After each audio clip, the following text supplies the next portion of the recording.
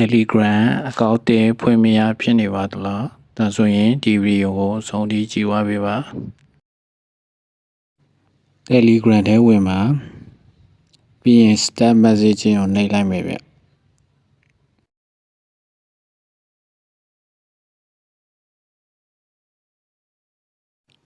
ကျွန်တော်တို့ရှေ့မှာ95ထည့်မယ်။နောက်မှာတုံညာကိုဖြုတ်ပြီးတော့ဖုန်းနံပါတ်ကိုရိုက်ထည့်လိုက်မယ်ဗျ။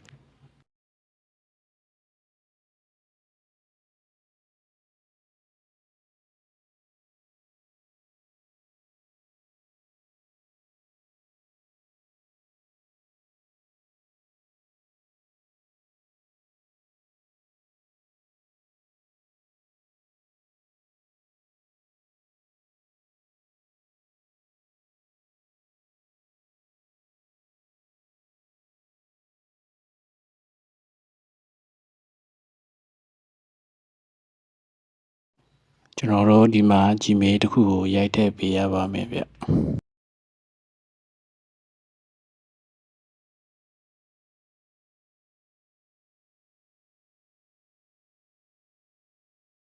ဒီမှာကျွန်တော်တို့ရိုက်ထည့်ထားတဲ့ Gmail တဲ့ကိုကုတ်ပို့လာလိမ့်ပါမယ်။အဲ့ဒါကို Gmail တဲ့ဝင်ပြီးတော့ယူပေးပါ။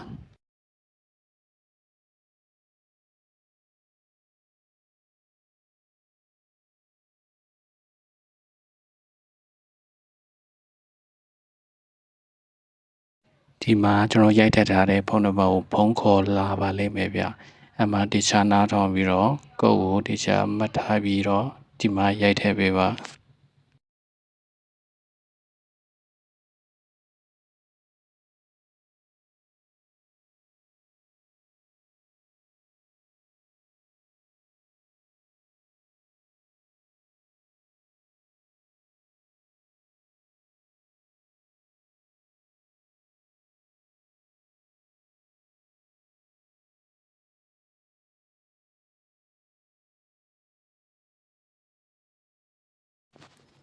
ကျွန်တော်တို့ထားချင်တဲ့နာမည်ကိုရိုက်ထည့်မယ်ဗျ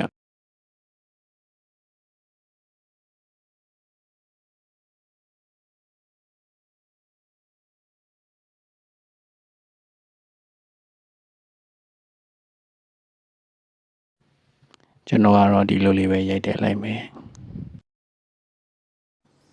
ဒါဆိုရင်ကျွန်တော်တို့ Telegram အကောင့်ဖွင့်တာအောင်မြင်သွားပါပြီဗျ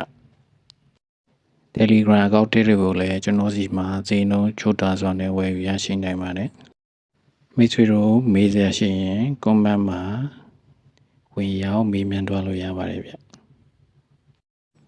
အားလုံးကိုကျေးဇူးအထူးတင်ရှိပါတယ်ဗျ